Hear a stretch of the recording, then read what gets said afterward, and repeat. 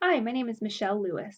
I'm a licensed clinical social worker, and the name of my practice is Salt Lake Weight Counseling, where I specialize in binge eating and food addiction. Today, we're going to talk about binge eating in the brain. So, really quickly, just kind of do an overview of the brain. We have several structures at play here. We have our primitive brain, our most primitive area of our brain, which is involved in pleasure and survival, is made up of several structures that we talk about called the reward circuitry. So this area of the brain, when I say primitive, it means it's in play from very early on, even in utero.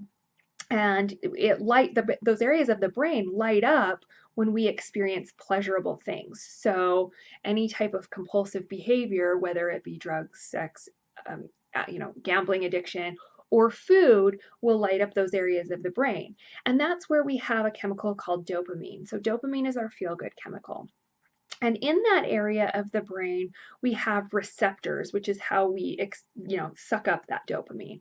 What happens with something like binge eating, where we are flooding our brain with dopamine, we actually tend to damage some of those receptors, which leads to us needing more and more to experience that same result. So we have this primitive area of our brain, the reward circuitry, and then we have the more sophisticated part of our brain, which is our prefrontal cortex, and that fully forms a lot later. So our brain tends to be at war with itself, saying, hey, you don't really need this, but yes, I really want this. And so that's where a lot of our conflicting emotions around food start to come up. So with this reward circuitry, one researcher in particular has done a lot of, work around compulsive behaviors. His name is Dr. Jeffrey Schwartz at UCLA. And one of the theories that he talks about a lot is called Hebb's Law. So Hebb's Law states that what fires together wires together. So one of the reasons why binge eating is so powerful is because you actually get that physical and emotional release that you're seeking when you engage in binge eating. So most people that struggle with binge eating are trying to escape or trying to numb, don't want to face those emotions, so they separate themselves from it. And so with that Hebb's law, what fires together wires together, you actually create connections in the brain that weren't there before.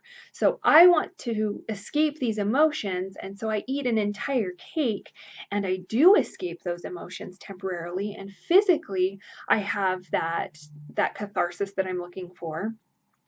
That becomes a strengthened response.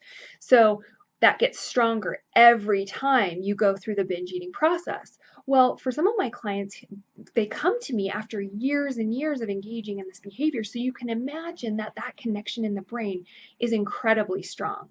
So I hope that makes sense why it's not about willpower. It's not that you're lazy. It's not that you just need that next diet because that will change things. It really needs to come from a place of changing the structures of the brain, which is why I love EMDR therapy.